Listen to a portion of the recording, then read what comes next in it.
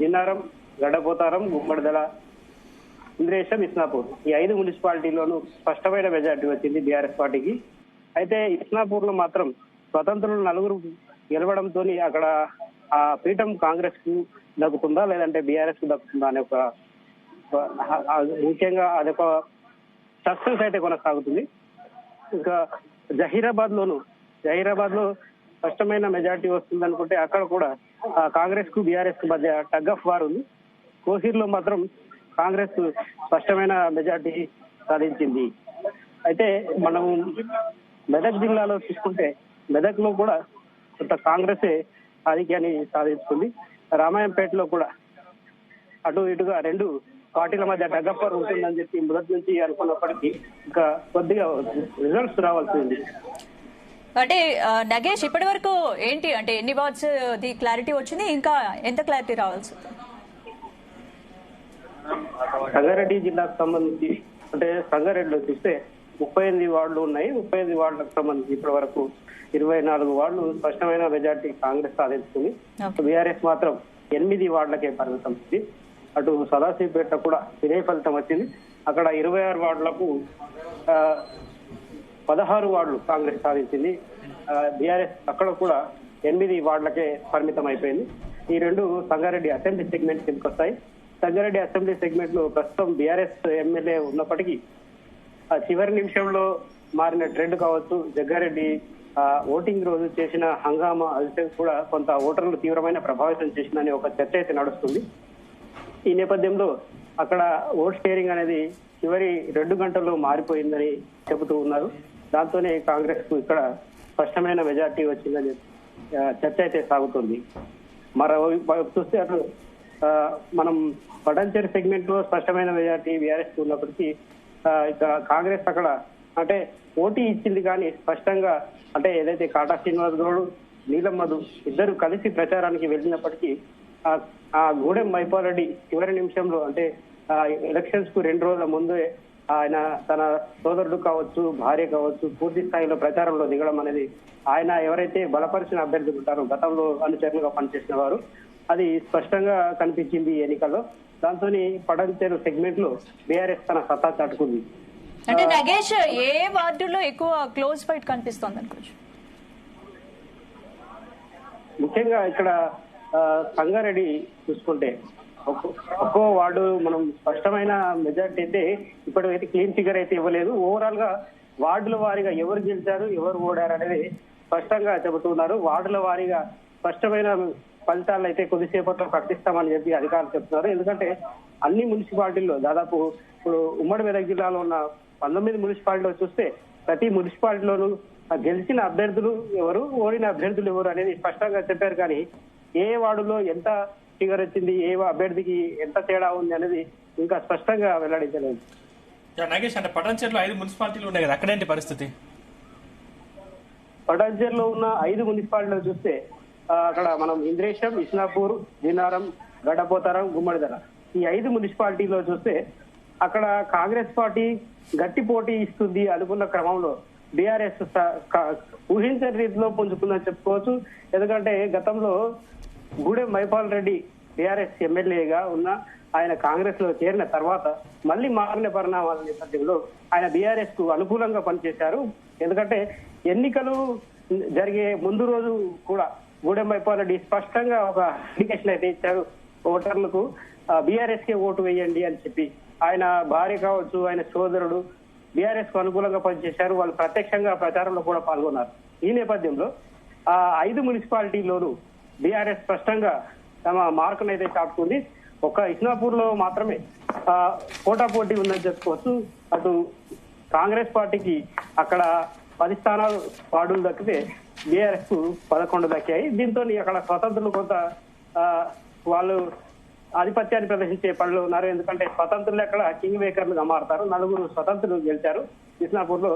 ఈ నేపథ్యంలో కాంగ్రెస్ పీఠాన్ని కైవసం చేసుకుంటుందా లేదంటే బీఆర్ఎస్ కైవసం చేసుకుంటుందా అనేది ఒక ఉత్కంఠ అయితే కొనసాగుతుంది. ఏంటి అంటే అక్కడ మహిళా అభ్యర్థుల విజయం ఎంతవరకు ఉంది? నిజానికి ఇస్నాపూర్ లో మున్సిపల్ పీఠం మహిళకే ఉంది. గడ్డపోతారంలో, తర్వాత ఇంద్రేశంలో, ఈ మున్సిపాలిటీ గడపోతారం అయితే ఎస్సీకి వచ్చింది, ఇంద్రేశంలో ఎస్సీ మహిళకు వచ్చింది. ఈ నేపథ్యంలో ఆ మహిళా అభ్యర్థుల్ని బరిలోకి దించినప్పటికీ గతంలో పనిచేసిన నాయకులు ఎవరైతే ఉంటారో, అంటే వారి భర్తలు కావచ్చు, లేదంటే ముఖ్య నాయకులు గూడెం మైపాలరెడ్డికి అనుచరులుగా పనిచేసిన ముఖ్య నాయకులు ఎవరైతే ఉంటారో వారు సర్వం శక్తులు ఒడ్డి విజయాన్ని సాధించారని చెప్పుకోవచ్చు. అక్కడ చాలా వరకు హరీష్ రావు కూడా ప్రత్యేకంగా దృష్టి పెట్టారు పటాన్చెరు సెగ్మెంట్ పైన. ఆయన ఎలక్షన్స్ ముందు ఒక వారం నుంచి ఒక 4-5 సార్లు ప్రచారానికి వచ్చారు. ఆ సెగ్మెంట్ మొత్తం ప్రత్యేకంగా దృష్టి పెట్టారు. సంగారెడ్డి, సదాశివపేట, జహీరాబాద్ లోను ప్రయత్నం చేసినప్పటికీ కొంతమేర ఫలించింది.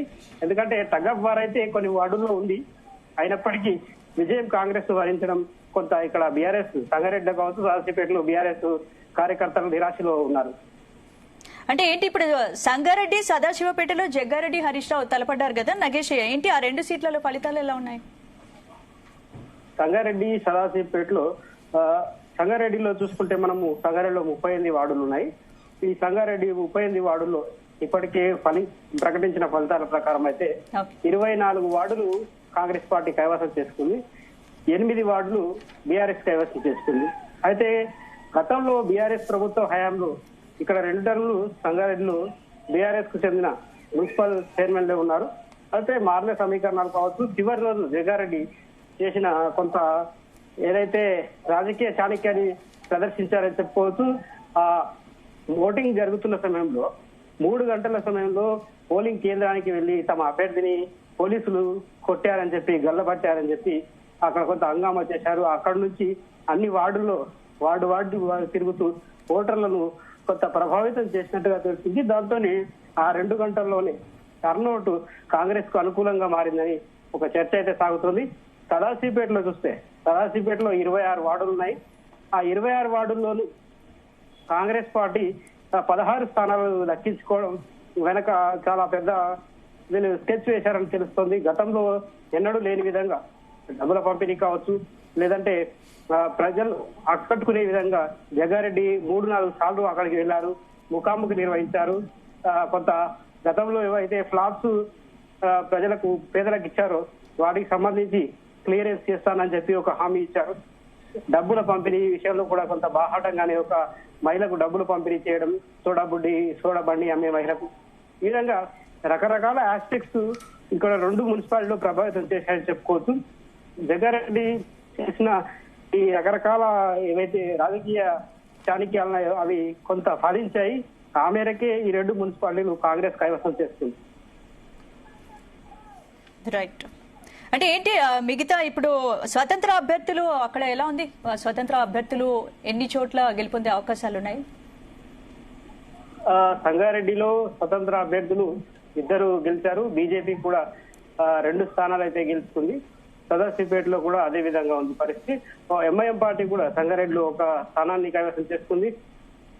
అయితే స్వతంత్రులు పెద్దగా ప్రభావితం చెప్పలేరని చెప్పుకోవచ్చు ఈసారి. ఎందుకంటే టికెట్లు ప్రకటించి ఎవరైతే సిట్టింగ్లు ఉంటారో వాళ్ళు మాత్రమే స్వతంత్రులుగా ప్రకటించారు.